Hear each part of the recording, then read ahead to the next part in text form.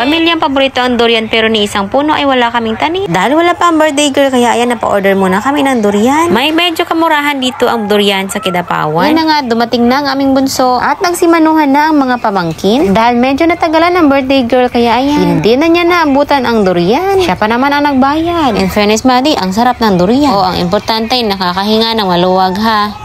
Happy birthday to you!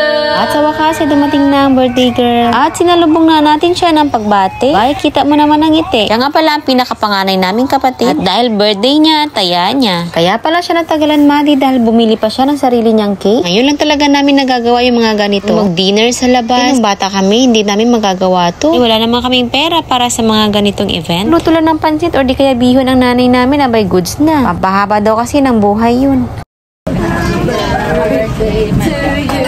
Kaya lang talaga nilang kantahan ang birthday girl. Nga ay dumating na. Adobong pato ito ni Mari Margie. Para sana sa birthday girl kaso yan na lang ang naiwan. Sa yan sa dahilan kung bakit binabalik-balikan namin ang barbecue nila.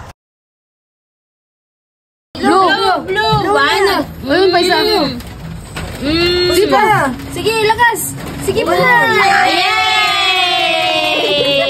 At ito nga pala, Maddie, lahat ng aming pagsasaluhan. Tulad nga ng sabi nila, malayo pa pero malayo-layo na. Happy birthday to you. Happy birthday.